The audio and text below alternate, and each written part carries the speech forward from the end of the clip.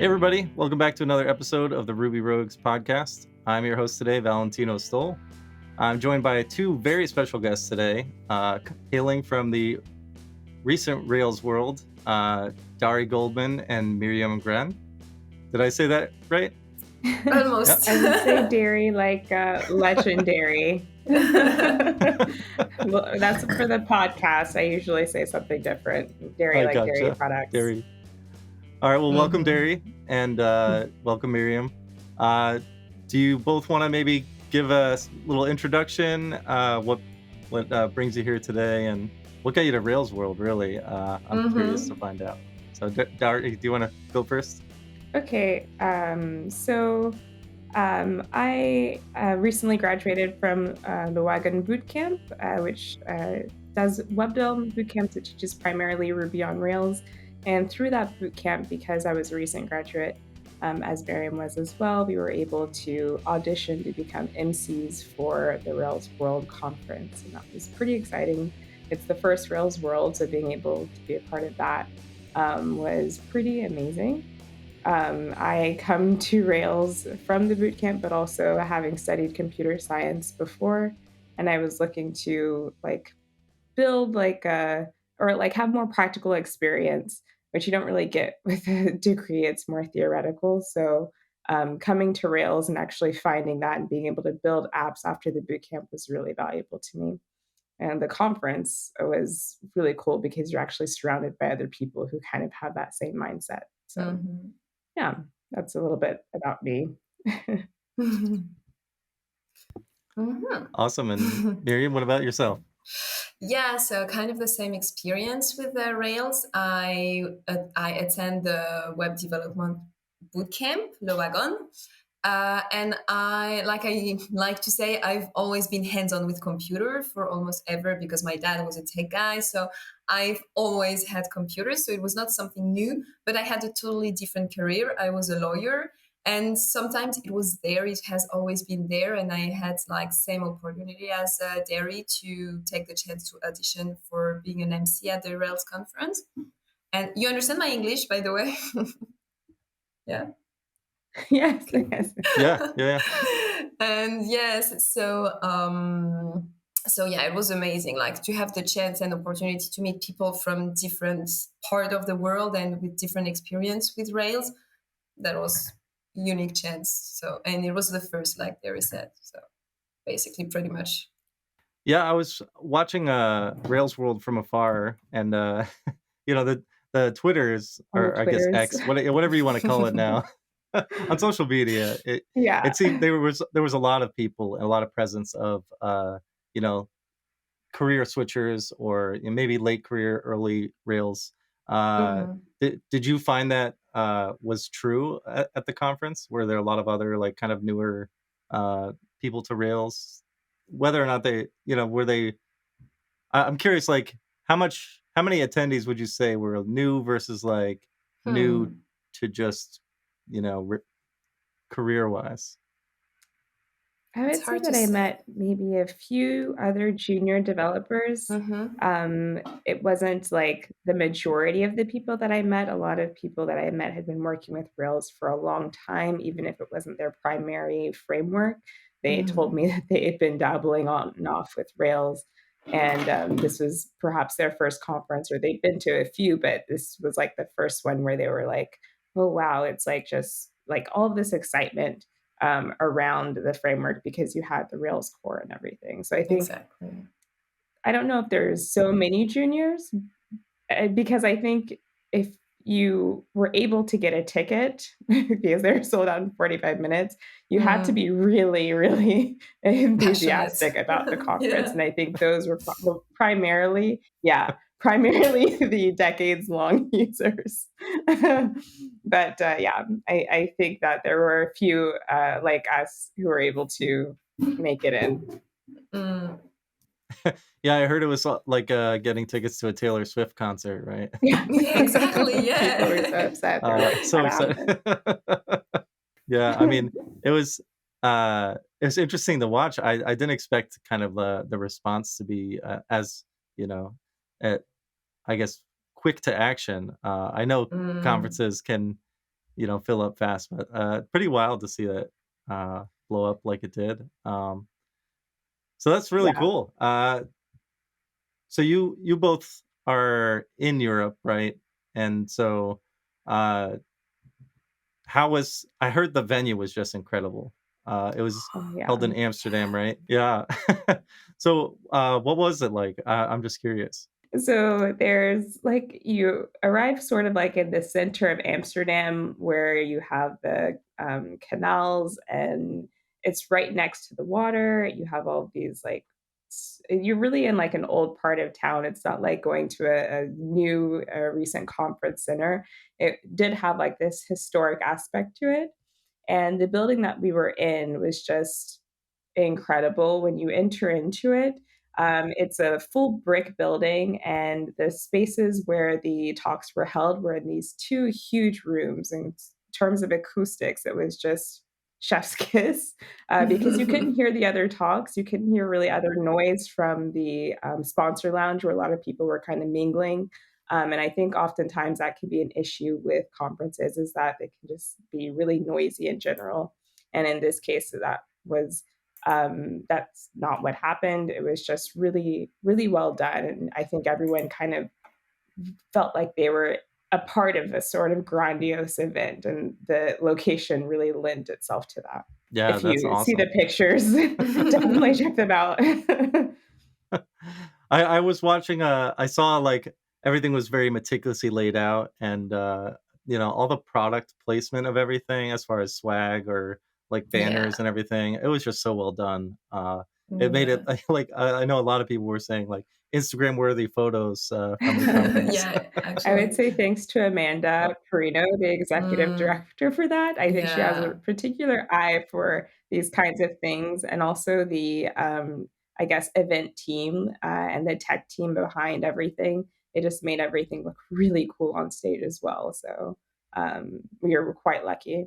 Yeah, too, because the keynote, the opening keynote is already online, so I don't know if you get a chance to watch it yet or not, to have an idea of how it I looks. did. It was like it reminded me of, like, an Apple event. Exactly. And it's Yeah. funny because, DHH gives talks, in a similar fashion. I wouldn't say exactly quite like Steve Jobs did, but, in a very, like, grandiose, like, "Hey, this Mm, is we're excited about these things, and here's what we're doing," and, his he absolutely. has a more comedic approach to it. It felt very much Uh like, the prophet, speaking, and then afterwards his disciples would come after and then speak a Right. little bit more about what he had just said. It was quite quite interesting. I really like that approach. But it Mm, was kind of funny a little bit where he would introduce something and then like someone would have to follow up and actually explain that in their talk. And Right. DHH made it sound so exciting. So it was kind of like, who I hope they can follow up, live up to the mhm. hype. Now I'm curious because historically I've noticed that Aaron Patterson likes to pick apart DHH's keynote and make fun of something that he had said. Did that happen or Yeah, the I think that Renaissance his part. talk or his closing keynote was quite Mm. funny. Yeah. that's definitely been the highlight for me. I Hopefully remember, that they post yeah, the closing keynote quite soon because they've been kind of trickling out the talk. So I hope we get to see that by the time this podcast goes out. I do too. Yeah, I mean, I remember one time, DHH had made a statement of we don't want as many computer scientists and get the science out of the software world, and you know, Aaron Patterson just completely, showed how science is used in almost every aspect of software. So Yeah, it it's was really quite funny, I would say, like, I don't know if you can do that. right? I think that the language is based in, science in some way. But I like the sentiment. So, I mean, it's exciting. I was really excited watching the keynote. I haven't even been involved in Turbo that much lately, but hearing all the new features and stuff, I definitely am getting more excited for. Uh, I'm curious what your takeaways from it were. Like, are you as excited about like kind of new things coming to Rails, or is it, uh, kind of just well, more features, I guess? I would say, yeah, it is actually for me. It was really exciting, even though I'm like I said, I'm quite new at like Rails and etc. But it was still very exciting to see like that ecosystem that is growing and growing. And because, for example, some people here would say, Rails, not that much. It's kind of dying. And for me, it was the case in point that it is absolutely not dying. And there is so much and so many people like being part of it. And I really had an example, like I have 700 people attending a Rails conference. I had 10 out of the 12 current core member here at the same time, at the same place to talk about that and more features. So even though I couldn't understand everything because I'm still junior, it was still like super exciting. Yeah, I will say that it makes you really, really motivated to continue your learning.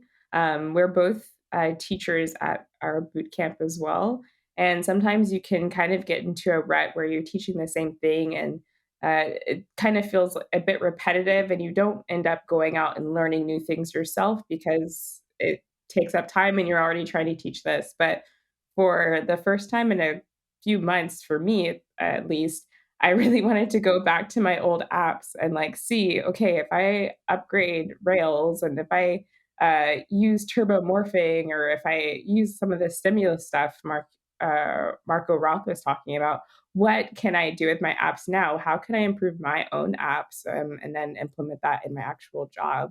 And I think a lot of people came away thinking, you know what?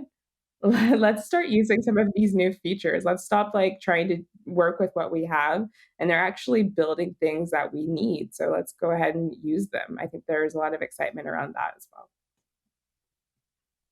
Yeah, that's pretty neat.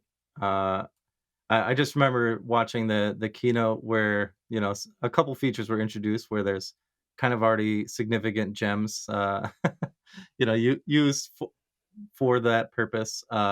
And it's always fun to watch, as Rails kind of builds up something that it said it wouldn't do, and now enough people are like saying, "Well, we need this," and the core members are like, "Okay, yeah, maybe we should have a feature like this." Yeah. Well, did talk about that during their AMA, is that they were saying, if enough people are building something and enough people find a use out of it, why not integrate that into the actual framework? It just makes sense. Yep. So hopefully the community keeps doing that so we can get more features just automatically coming with Rails in the next versions. Yeah, I'm still swapping some pieces out of various apps in favor of the core features. But I love it. I love to see a more standard way to do it rather than a million ways to do it and trying to pick the right one that could go stale, right? Yeah, exactly. That's kind It's of hard to the pick and always choose, the right, that's always the worry is that, okay, if I choose this gym, how long is it going to be maintained if it's right? not already in the framework? Will I have to maintain it? We're just getting started, so we don't have to worry about that just yet. Yeah, lucky you. That'll be a You did problem for you did you. miss a lot of big switches, so good time to join. Yeah. So I'm curious, like, so you emceed Rails World. What's involved with it, and how did you get there? Right, like maybe if you want to go first, like, you know, uh, what were you doing for emceeing, and what even got you to that point, right? So we exposed, and I was really excited to apply for this because, like I said, I was curious about the event, and so step by step we learned what it would involve, so we had a few calls, and then like we had the script and everything, so we had to know something about the people we were gonna introduce, and yeah, this kind of thing. So some pressure a little. I don't know, Dari, about you. Like, did you feel the pressure or? So I had worked in hospitality before, and sometimes you did kind of have to be on stage or in front of people explaining things. So it wasn't like a totally new experience, and I felt sort of comfortable on stage. Being in front of 700 people is still kind of nerve-wracking, but luckily we have a teleprompter, but we did have to prepare our own scripts. That meant, finding out a bit more about the speakers themselves, not just their bio or their, talk description that was included on the conference website or on the app, but sometimes I went and actually searched to see if they had done anything else, because that's always interesting. You wanna see and, like, kind of, boost them up so that they sound really important and actually, like, really highlight what they've done for the community. So I think the coolest part was actually preparing the scripts because you're really kind of you feel much more a part of the, conference itself, because you're already getting to know the people who will be involved. And then afterwards, I don't think that there was too much preparation. We rehearsed together on video calls.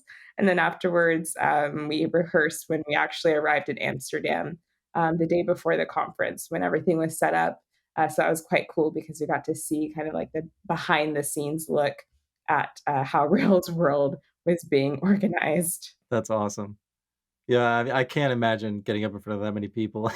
That sounds terrifying. Uh, Sometimes it really is, but, the room is big enough so that you don't see everyone and especially in the back, so that kind of okay. helps. But yeah, I've submitted talks before, and then I worry and like get huge dread that it would get approved, So and it's you maybe haven't given any talks, no. before? I've given them at work, and even that is like too much for me. I feel like I'm just not meant to speak in front of an audience. You know But what, I found is that a lot of people start giving their talks obviously a little bit ahead, well, not everyone actually, but some people give their talks in kind of like smaller, groups, like with the Ruby, meetups and stuff like that, and that actually seems quite interesting, especially like, I think a technical talk is quite difficult to do. Um, we had the easy job. We were just introducing people, clapping, and then heading off stage. They had to be up there for 30 minutes talking about a particular subject. So right, right. That's true. I think our job descriptions are slightly different. So what were your maybe 2 or 3 favorite talks that you watched? I'll let you go, Myriam. Hmm. Favorite talk, I've really enjoyed Kylie Stradley. It was about encryption. She works at GitHub. And I don't know, I was really captivated. I didn't get it all, but she made me want to. And Alessio, he's the turbo native guy. And in 30 minutes, just built an app in Keynote, of course. Yeah, I'm pretty excited to watch a lot of the Turbo Native stuff. I'm hoping we can get Joe on at some point to talk more about it too, because it's pretty exciting. I mean, I used to do React Native stuff a long time ago, and I hated it. And I'm excited to see how maybe some of the HTML generated aspects of it, Mhm. can help ease that pain because it's hard. It's hard to make something like that I where hope it it feels does fast. Yeah. exactly. So we'll see how it goes. But yeah, I'm excited to hear about the encryption talk too. Oh, by I the like way, the yeah, I'm description of it. sorry. I have to correct. So, yeah, I knew I was confusing the two names actually again because I did that at the conference. And the Turbo Native guy is actually Joe Mazzoletti or something like that, and not Mike D'Alessio. Yes. We knew who you were talking about. Yeah, we got it. I am also terrible. But yeah, thank you for that correction. I only know because I was looking up a few of his articles earlier, and Apparently, happen to he's remember. coming out with a full course. I saw it on the Reddit today. I Yeah, was like, "Wow, he's quick." I know. Yeah, he has an intro which looks pretty interesting, but I was gonna wait till he had his Android one as well, so we could just do Okay. both. That Yeah, makes sense. because I think it was iOS only was the first one, but which is pretty cool, still cool. So more to come, I hope, from Joe. So what about you, Derry? My What favorite were your talks. favorites? So I would say one of my favorites was from Peter Zhu. He works at Shopify, and his talk was on the Ruby garbage collector. So, and I will preface this with after the talk, someone behind me, or during the talk, someone behind me was saying, "This guy is just like Steve Jobs," because his presentation was so like just like exciting. The slides were absolutely boring, the most basic slides you could get, just white and then black Arial or Helvetica font.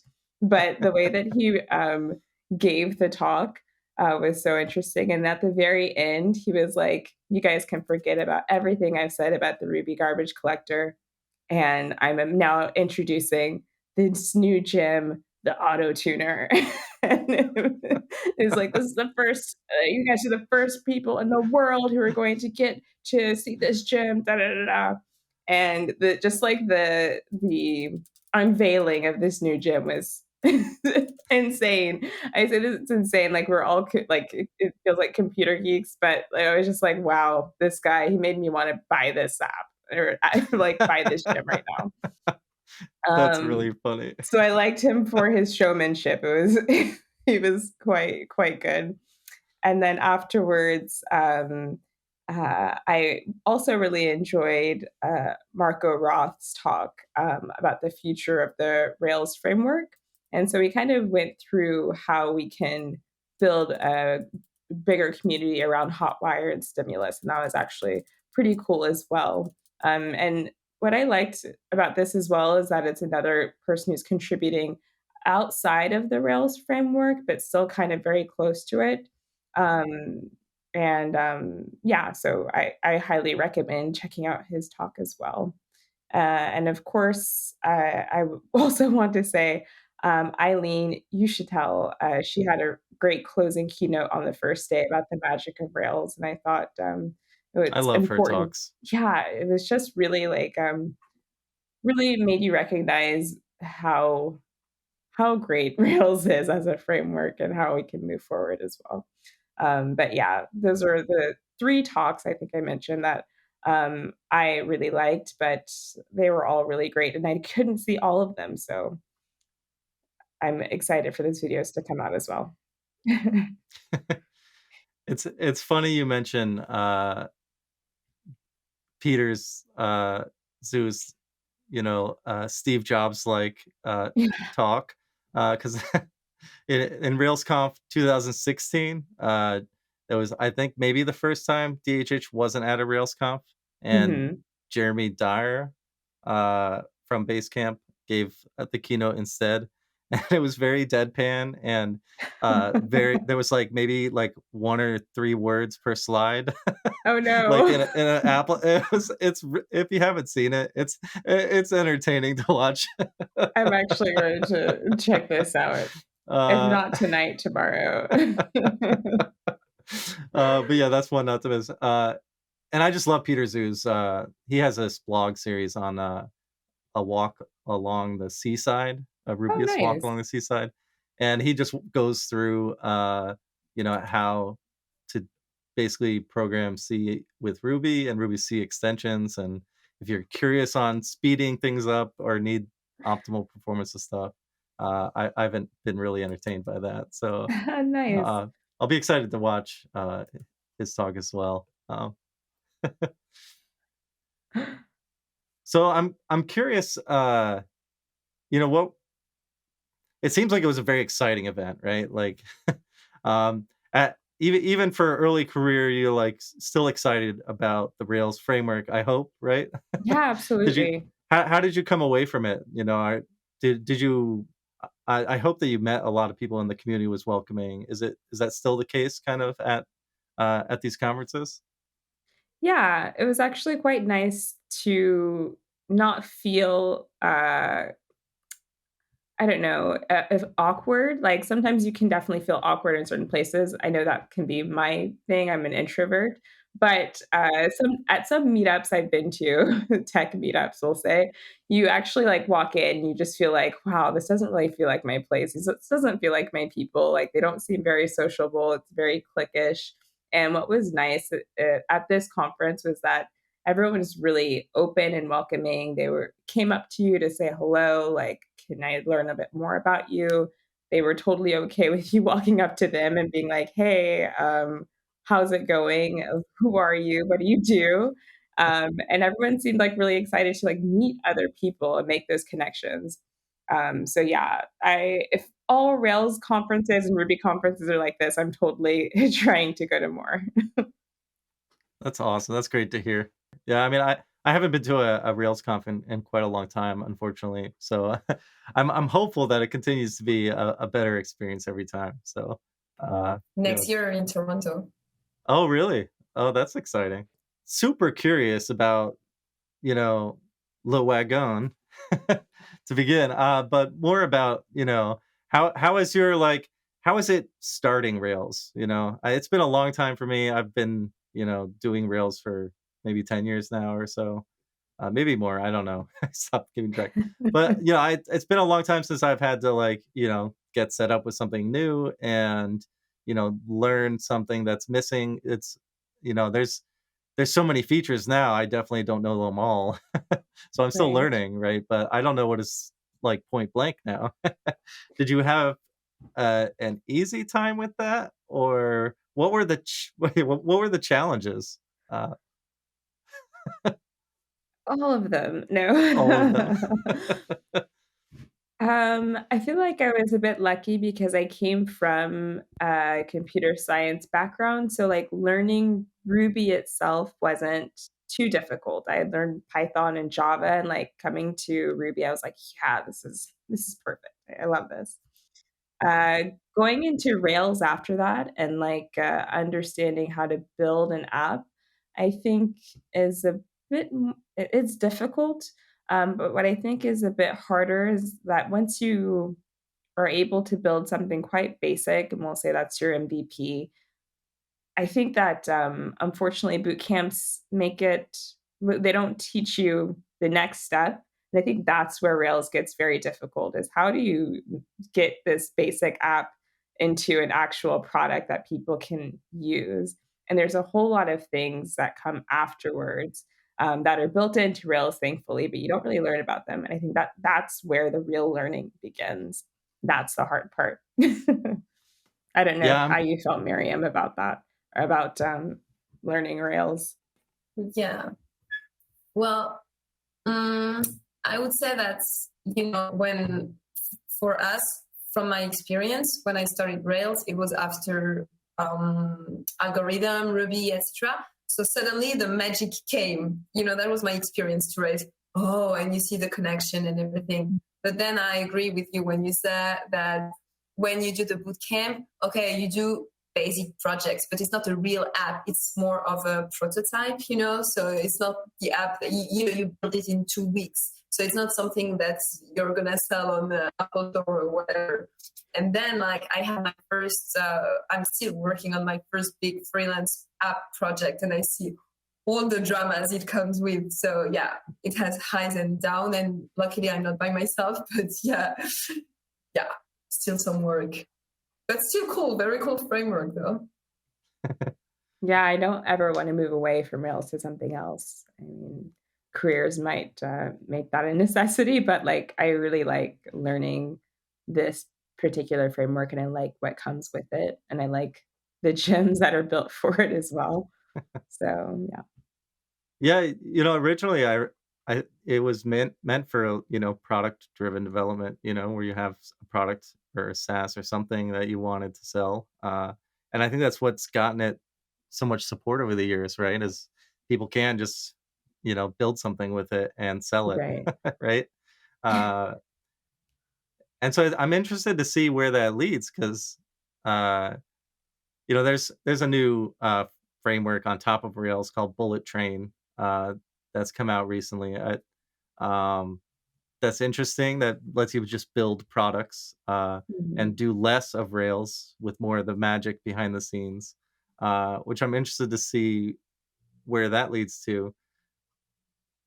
Actually, I haven't heard But of that before, and I'm going to yeah, search for it so I can. it is really neat. It has like if you're familiar with Chris Oliver's Go Yeah, so Rails, Chris has so built it's this. well, no, so somebody Mhm. else has, Okay, okay, but okay. it's similar to that Go Rails framework or Jumpstart Rails, where you have Right, he some has like Jumpstart. app already built, and this comes more from the generator side. So Nice. basically generating everything that you would need, like an admin page and things like that, already set up so you can just focus specifically on the product that you want to build. And it's pretty cool. And I always think of that anytime that think about Rails, that they're kind of synonymous, that you're trying to build something. Um, but it's still the Rails new is missing so much, right? Yeah, just Especially like, setting up the app, it's like, "Okay, we've got the bare minimum, that's great. right, What comes after that?" And okay, Rails new, and then you hear, okay, GitHub uses, Ruby on Rails, and you're like, right, you don't know where that comes from. How do right. we make that Yeah, connection? where is it drawn? You got a great point there, you know? I know there's been a lot of talk of, like, making the landing page when you're done with the Rails new, right? Like, have other stuff and information, right? Which I don't know why they haven't done that. Seems like a Right. great place to start, I but don't know. It makes it easier for sure, but I think there's value in being like, at some point, look at the documentation. right, right. Yeah, I mean, even just embedding the guides, the Rails guides, which are a fantastic, resource for picking up everything. Um, but yeah, I don't know. I feel like if I had first started again, I would want more of like a coached experience, and maybe it's like a not one size fits all kind of answer there, but uh, definitely in a boot camp scenario, I would imagine just having a bunch of stuff like already made could help like draw a lot of those connections. Yeah, it's true. Like, we have a lot of exercises that have some things that are, examples that you're working towards, or Okay, things that are already done for you. Even our boot camp that has some templates that you can use to get started with just like having a simple site, or having a site with users, a using device. So there are some ways that you can have like the minimum to get started, um, without thinking about, okay, what database do I use, or how am I going to add device, or what am I going to do? Am I going to add Bootstrap or anything like that? Luckily, with those templates, it's already done. But always is going to be the after that we don't really learn, like, how am I going to add my service workers? What am I going to use for app security? What do I use for my testing? And that's not something that we cover in depth during the boot camp. that's interesting. Yeah, I'm curious. How did Luagan like kind of help guide that process for you? Like outside of just like the exercises, like is there like a step, all right, after you've hit this exercise, you can like get to this exercise? Was it chained, or was it more of like, oh, well, we have these topics we want to cover and uh, they're specific to that? You have kind of like your dashboard, and you have your exercises that are given to you each day. Well, you kind of have them set up by lecture. So you can move forward if you want to, but most of the time you don't really have that much time in your day. So you're probably going to go day by day, through your lectures and through your exercises. I did the part time boot camp. So we watched our lectures before we came into our class. But if you do full time, someone is going to be there to give you the lecture that day. And then afterwards, you're going to work on those exercises. And normally, once you first start, you're going to go through simple, like, Ruby coding exercises, kind of similar to Leet code. And then you build upon that with different stuff. And we're able to rake those exercises and see, compared to their testing file, if we've done them correctly or not. So it does kind of help us kind of get into the flow of, what programming is, or what coding would be. So we are kind of familiar with coding and then testing, but we don't actually kind of learn that testing part, like how to write our own test, for example. Gotcha. Um, and afterwards, you kind of build that up. So, for example, when you start writing websites or web pages, rather, later on you'll write websites. But like I said before, you're going to be working toward an example. Maybe that's like an example of the page that they've given you. Maybe that's going to be an example of another website. We like to use recipe websites a lot. So you're going to be trying to build that or replicate the kind of logic that they have told you to use. And there is, we do incorporate more and more of like the Ruby on Rails patterns and coding logic as we move forward. And then afterwards, once you arrive at your project weeks, you're kind of a little bit on your own. So we do get those templates, but afterwards, it's up to us to like build our idea out. We do have our teachers that help us with that, but afterwards, it's kind of like we have to make that our own. Yeah, that's super cool. I wish I had a boot camps when I was learning because I just picked up a book and tried to run the examples and Well, that's what I'm doing now, so yeah. don't worry. Okay. We Well, it all brings come me back to the book. that's funny. It does bring me to a question I have, in that, what were your gotchas, right? There are Rails gotchas. There's so much magic happens, right? That you'll hit a point where the exercise may say to do something, and then something else happens that different than you might expect, which is just kind of part of learning a framework in general, I think, is all of the hidden things that you just need to know that maybe aren't documented or aren't straightforward as far as what they're doing, right? Because you're not familiar with it. So I Right. have an example from when I was Yes, you go learning that I just first. remembered. Yeah, where in Rails you can create. It has generators, and you generate a scaffold, and it makes views for you. But in the controller, you can, say, "Oh, I want it to serve JSON instead of HTML." And if you wanted to customize that, then you had to create, a special view that had a special extension. And for the life of me, I swear I was trying to get this page to render in a different format than HTML, and I didn't have the file that existed. And I must have spent a week trying to figure out how to get it to work. And what did you end up doing in the end? Uh, in the end, I just made a new controller. It's like, I'm not I gonna used the generate anything. Yeah, I used the generator again, and I said, "Okay, I want JSON this time." And it generated the right thing. I don't even know that I learned anything from that other than, how to use the generator a different way, but You kind of hacked your way to your right. answer, which I think is what happens most of the time. I'll say my gotcha. It was during our project weeks, and we had created this form that was going to create an alert object that should had should have had multiple images.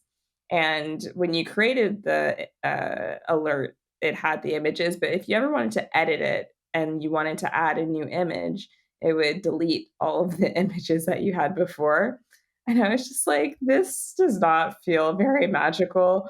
Why can't I just select like what's going on with these images? I don't know what to do. So I probably spent like 3 days on this, way too long. I had asked one of the teacher assistants, and they spent probably an hour or so with this on me, and they were like, maybe you should just do it in JavaScript. And I was like, no, this is why we use Rails so we don't have to use JavaScript. And I can't remember what I did now. I think after the boot camp, I went back and went into like the Rails guides in depth and found like this method that I could add to that particular line that would keep my images and that wouldn't erase everything each time. But of course, it was after the project, so I felt a little less happy about it because no one knew but me that I had committed this new change to our app.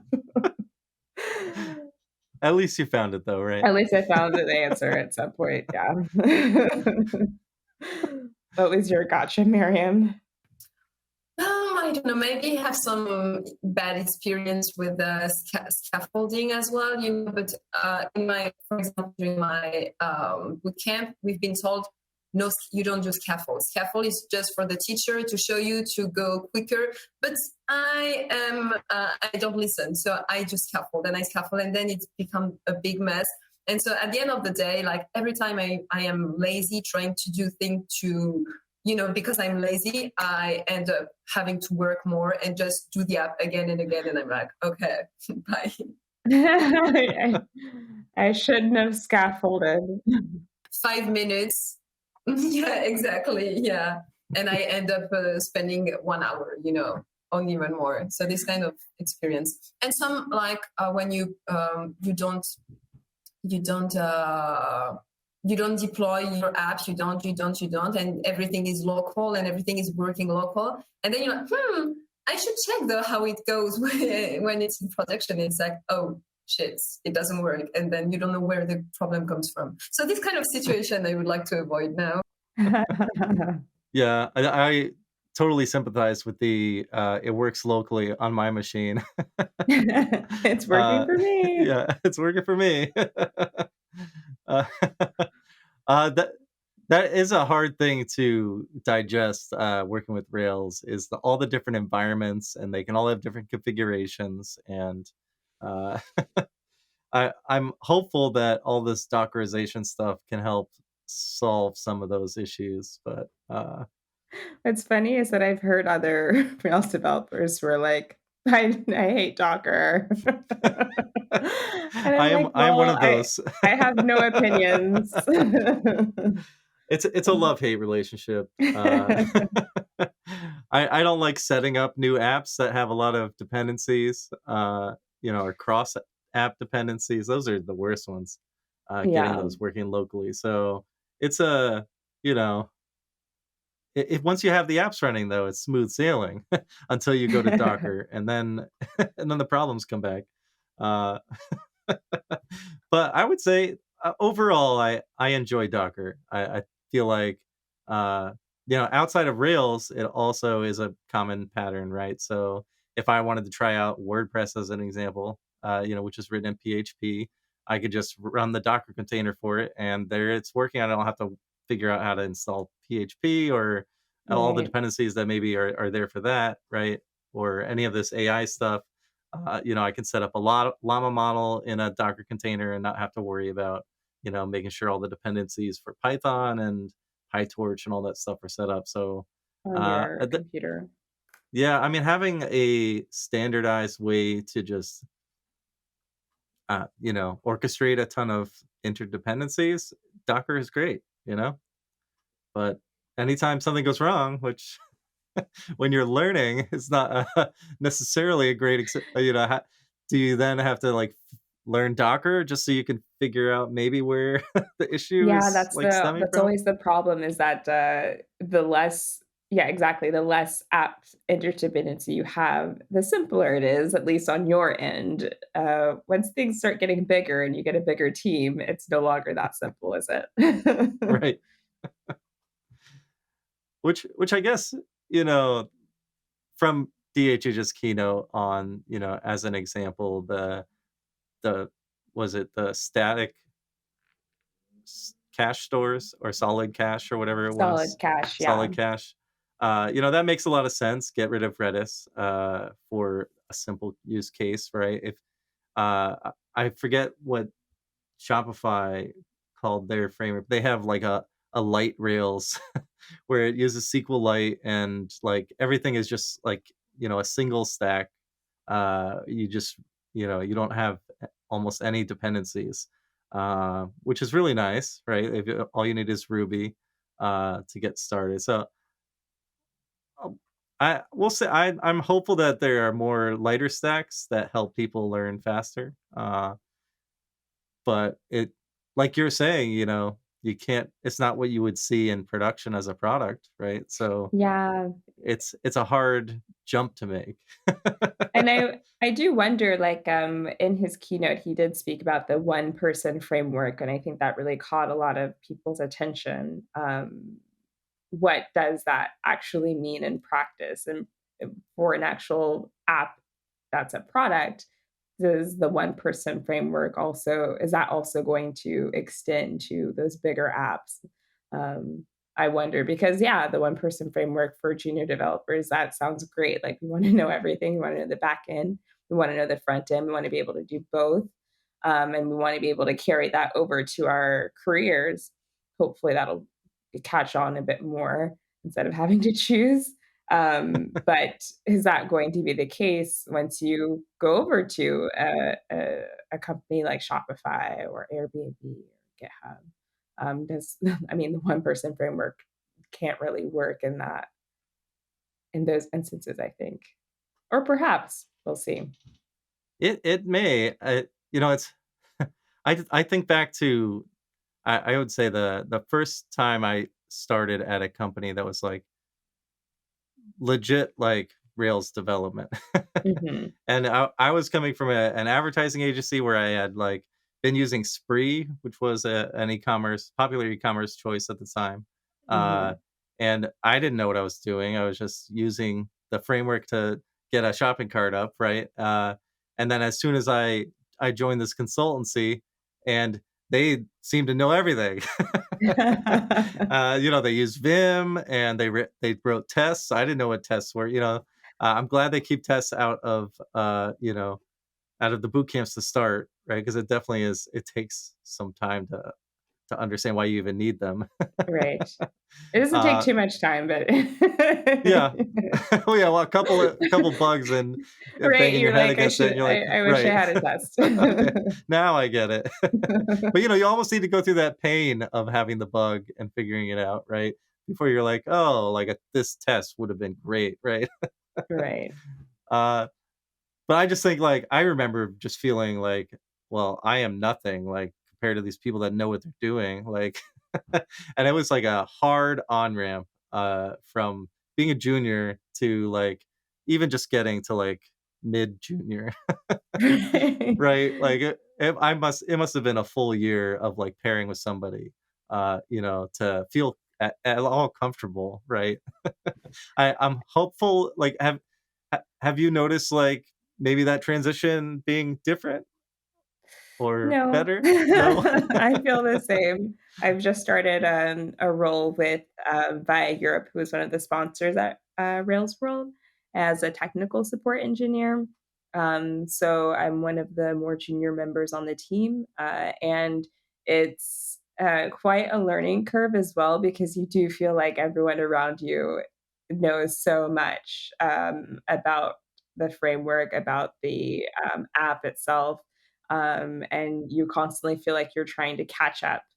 Um, one of the particularities of my job is that you have to sort of fix like the small, maybe not even small, but fix some of the issues or singularities that happen that aren't normally supposed to happen. And oftentimes that means like mm, trying to navigate the code base and that can be quite difficult sometimes and overwhelming, and I think that it's the same thing where you feel like I always need to pair with someone or have someone explain, like, "Did I get this right? Did Right. I look in the right place?"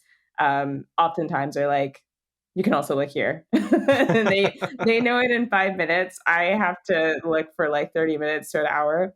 It's getting a little bit faster now, thank goodness. I've, looked at enough files, daily to kind of now have a better feeling. I'm now groping my way around the code base instead of, like, looking in the darkness.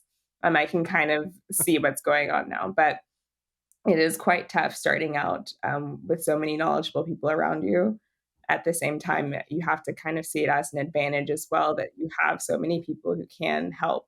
And luckily on my team, they are willing to help. So at least there's no one who's trying to block that knowledge.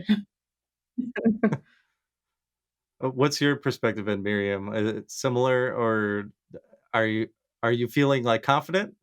Yes, same but different.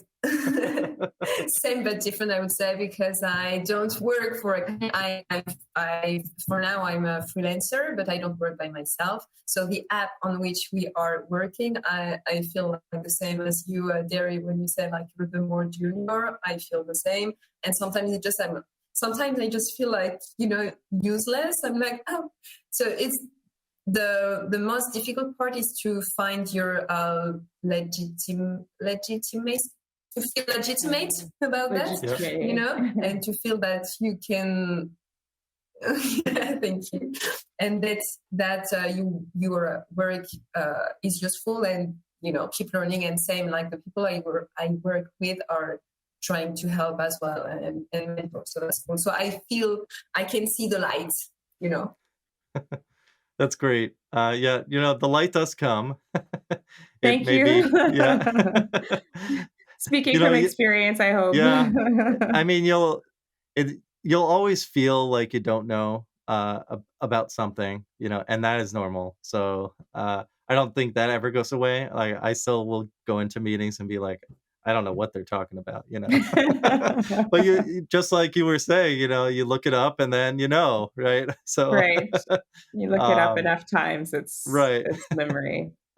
And there's a lot of stuff that you just won't remember. You can't memorize everything. At least I can't. So I can't uh either, don't worry. I'm always I'm still to this day looking stuff up. How does even the most simple stuff, like how does the router work, right? Like how do I add a route for this specific thing? I don't memorize that. So yeah. Do you There's just have too any much, tips for, junior developers, Valentino, as a veteran developer, speaking to junior developers? I'm now on the uh interviewing side. I mean, for me, I tried to learn too much at once and thought I just need to know everything like in this moment, right? Mhm. You don't need to do that.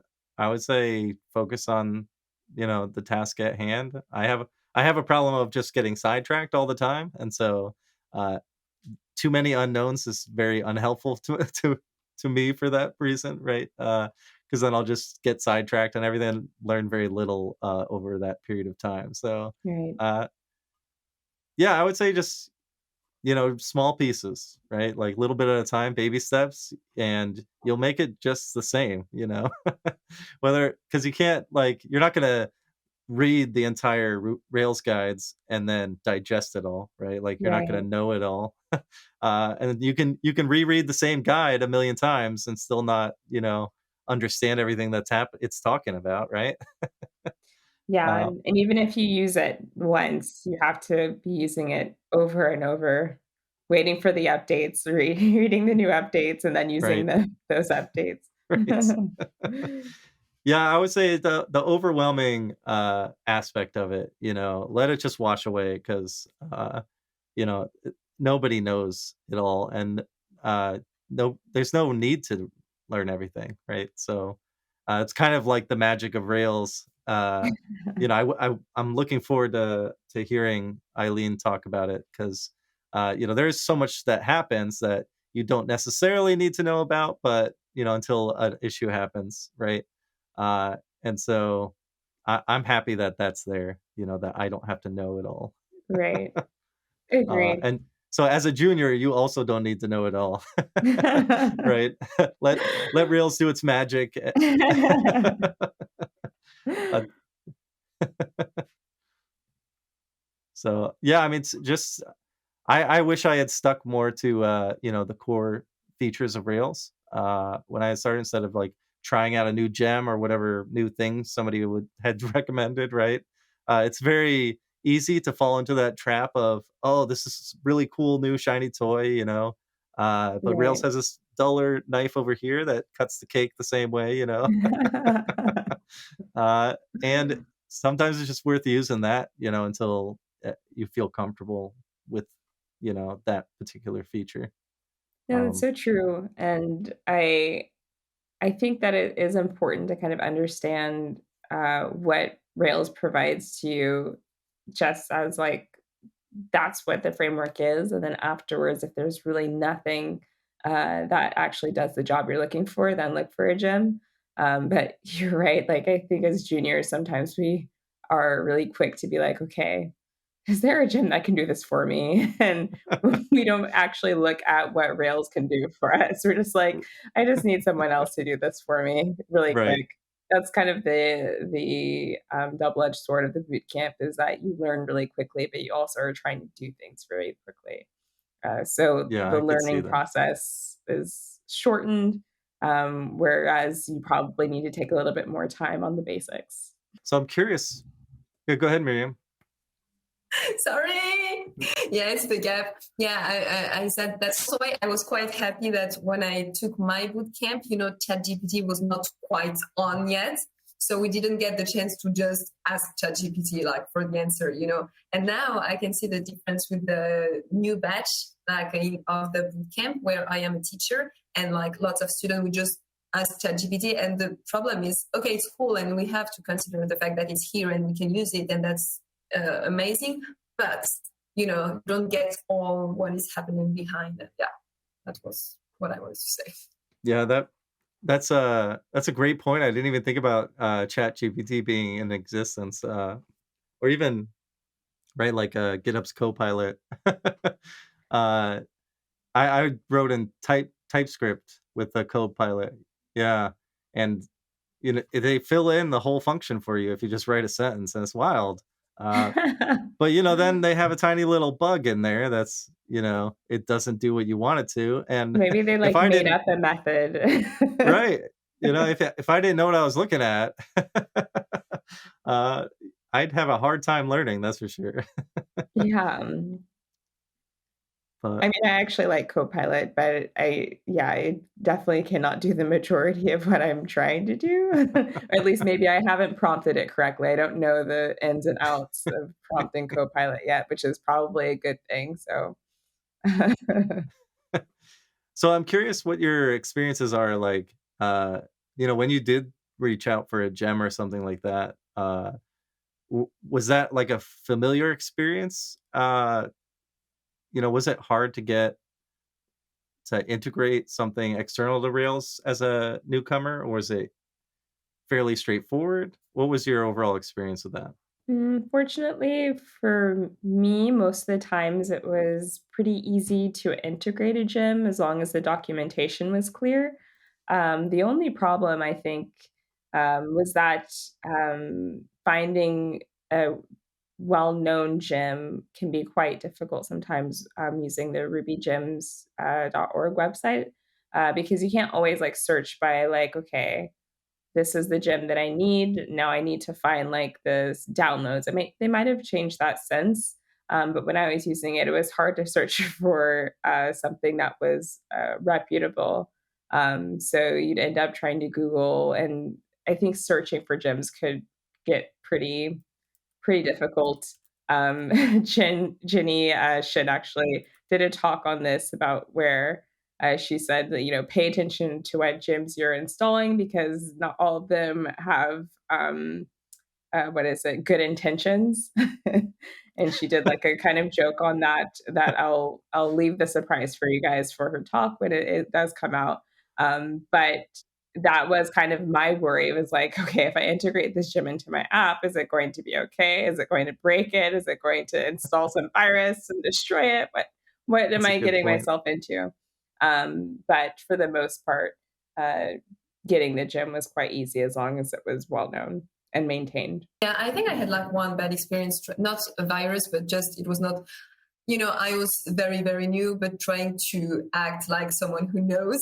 So I would search for a gem. I don't remember which one it was. And like, it was, no, it's not maintained anymore. So I was a bit embarrassed, ashamed, because you feel really happy and excited and like, yes, I'm a big girl. I found my gem and no, it's not maintained. So this kind of experience, but other than that, no, it was, I think like I got well, I've been taught well, like how to use gem. And like you said, you check in the documentary. So usually so far, so good, apart from these bad experiments.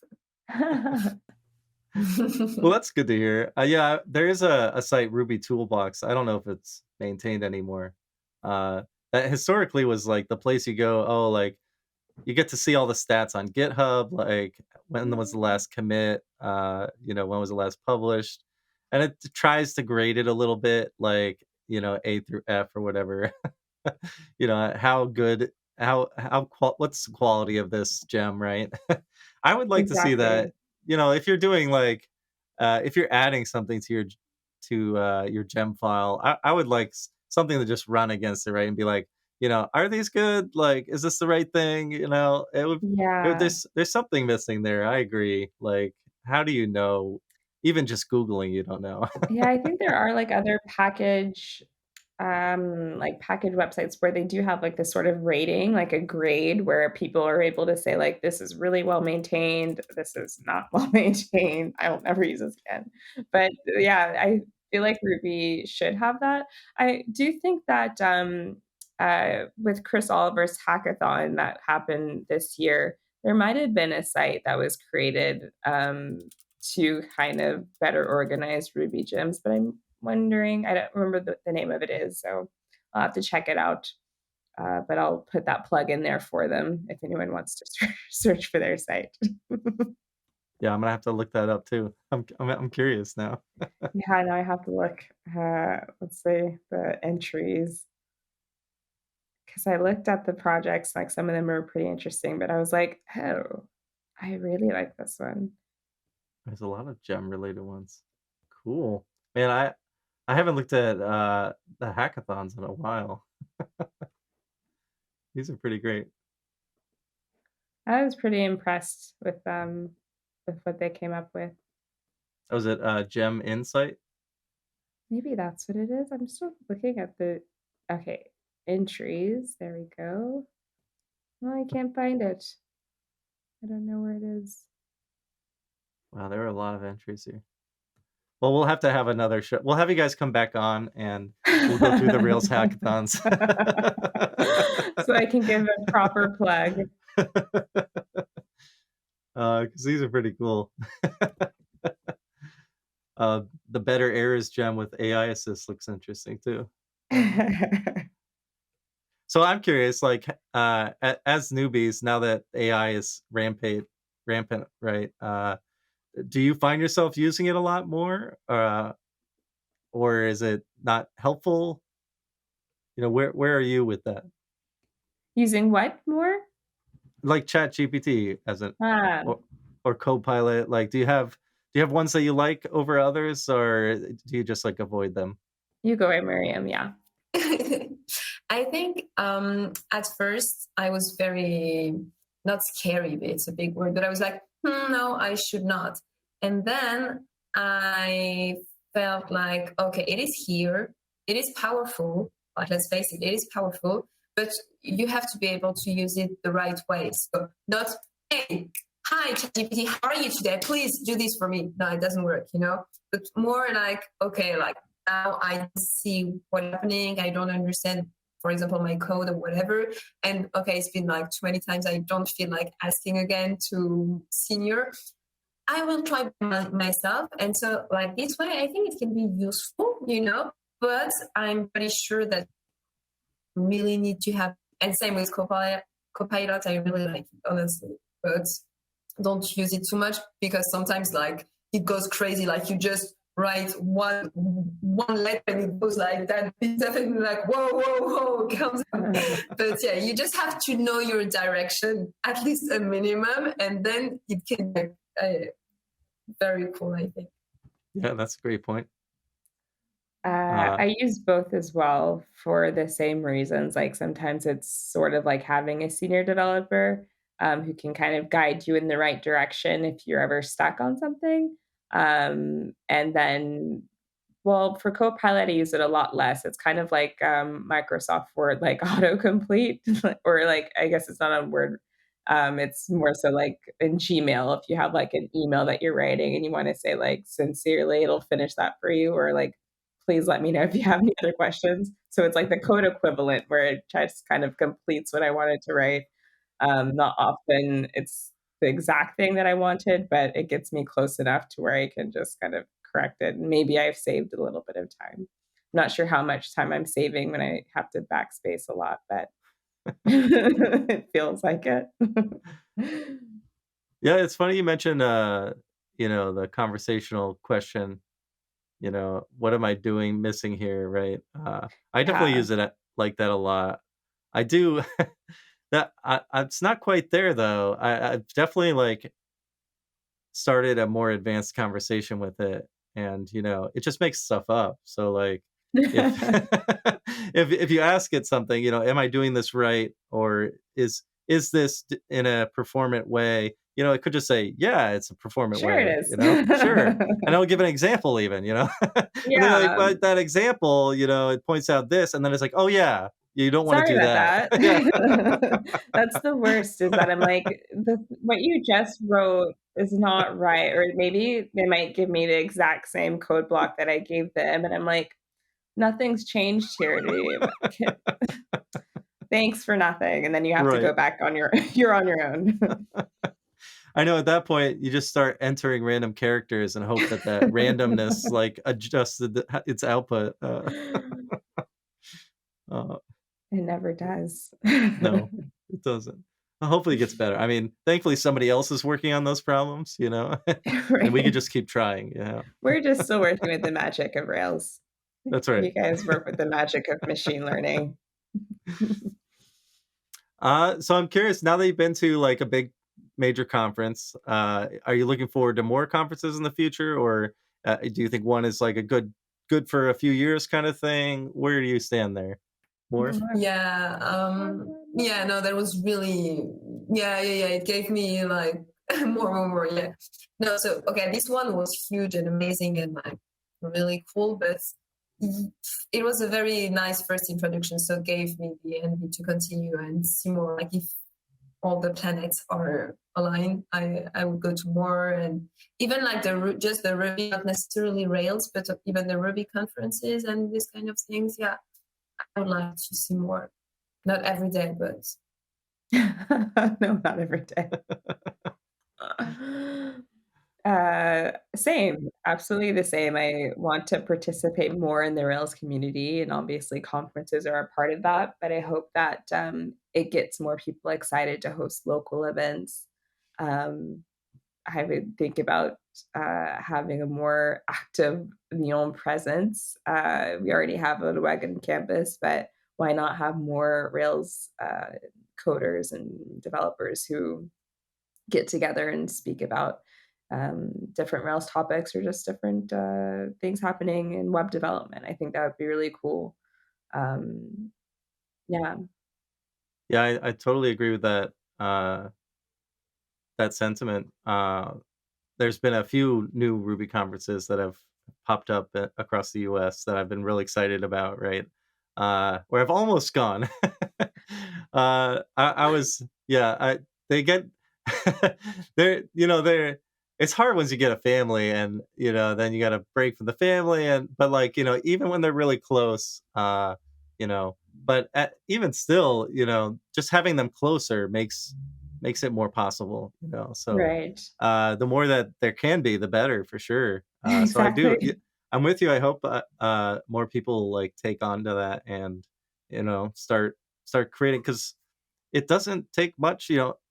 Pay for some pizza and have people talk about whatever they want. Really, you line up 2 or 3 people, and that's a little mini conference. Exactly. No And swag, but that's right, okay. that's We got free okay. pizza.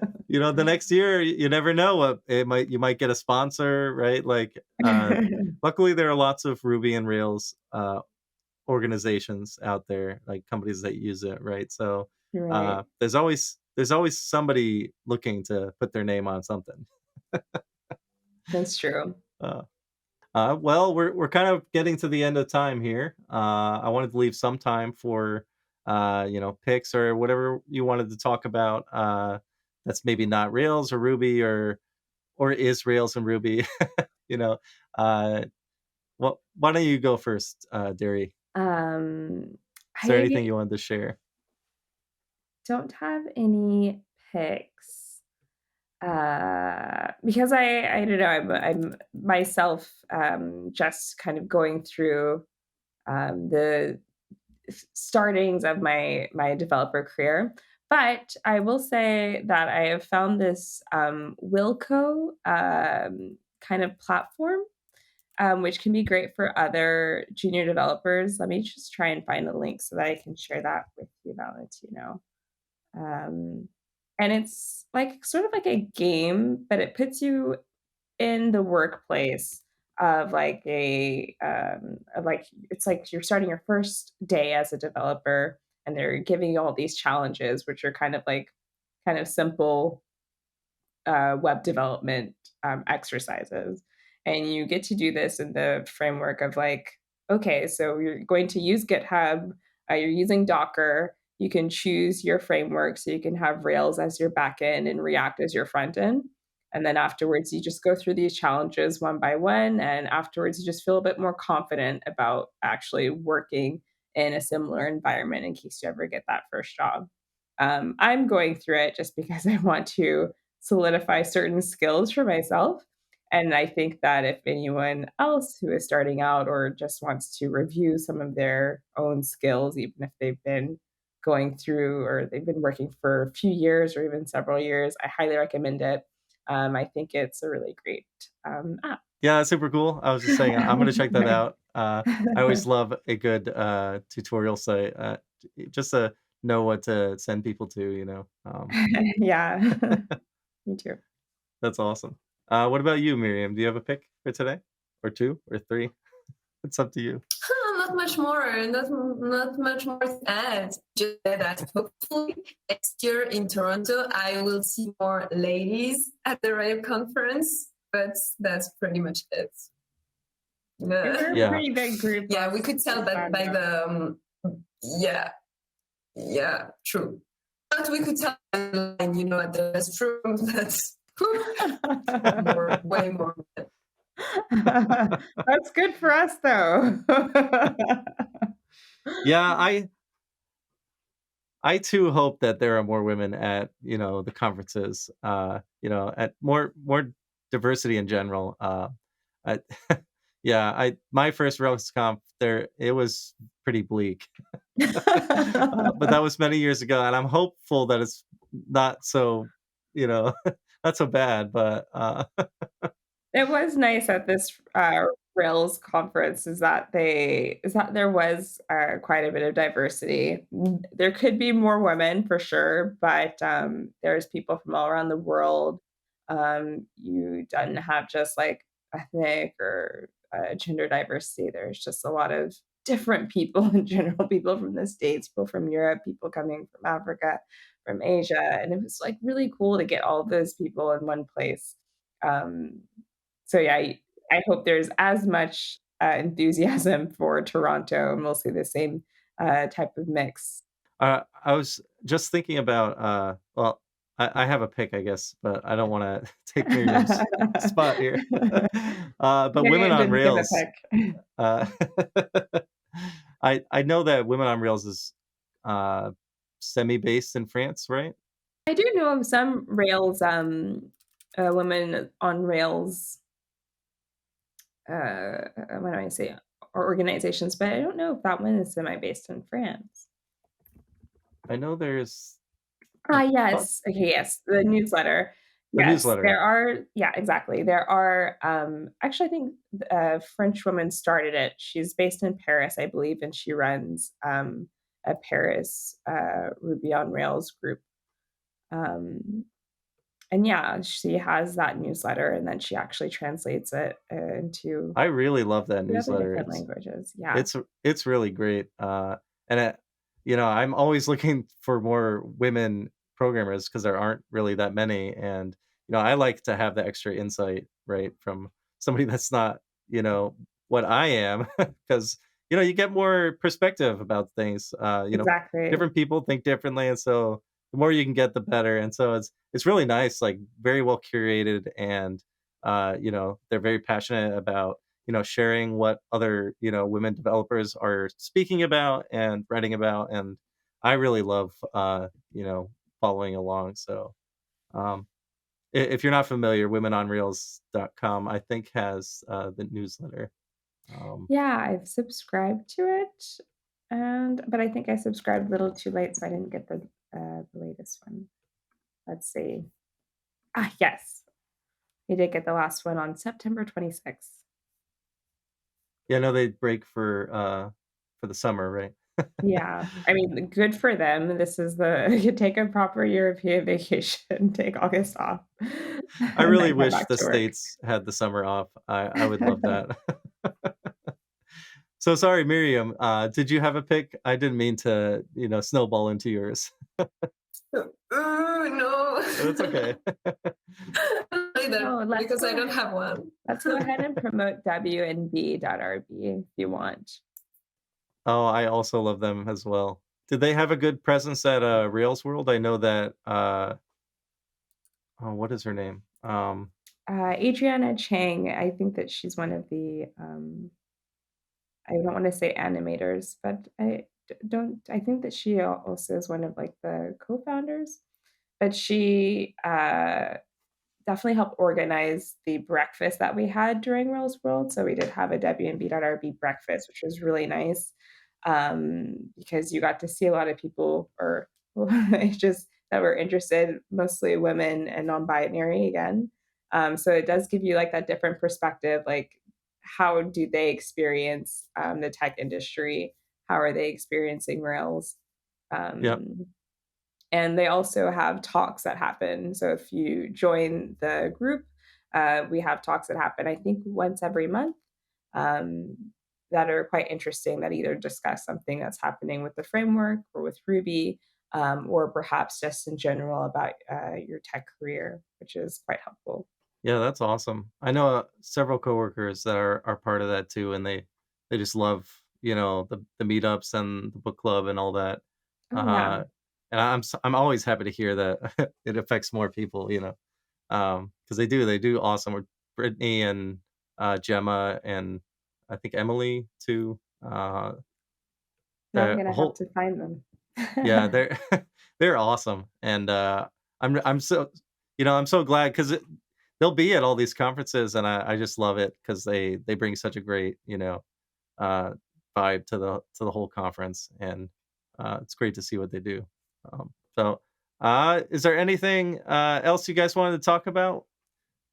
We've gone through quite a lot. I'm really excited A to see lot of these stuff. Rails Worlds, conference talks come out and, see your lovely faces emceeing, as well. I'm sure it's gonna be, I don't know if uh you'll see us, yeah, maybe not.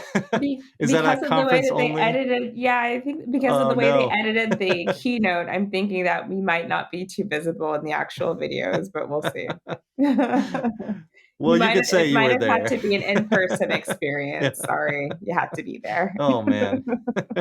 Well, I will make the next one for sure then. I don't know if we'll be emceeing for You'll that, be but hopefully we'll be attendees. okay. And we would love to meet you in person, Valentino. Yeah, that would be great. I love to meet my guests, so, I don't get out much, but when I do, you know? But I'm sure I'll see you around in the Rails community, I'm online a lot, and, so you never know when, a commit might pop up for me from something you're working on, so, Nice. uh, thank you so much for coming on. It was really great to have you and great to hear, I love to hear newcomers' stories of, that are new to Rails and helping the community thrive because we need everyone. Yes. Thank you so much, Valentino. It helps, make that passion grow even more for Rails to see everyone so excited about it, and, it's nice to even just be here talking with you, someone more experienced, who's giving, junior developers like us hope as we make our marks. Yeah, thanks again for coming on. And don't worry, nobody knows everything and I'm sure you're doing great. I just keep up with it and the Rails magic will take over your life for sure. Thank you. Hopefully fill your pocketbook. Yeah, that's the most important thing. The magic needs to spread as the wealth increases. All right, well, until next time, folks, I'm Valentino, and hope to hear from you soon.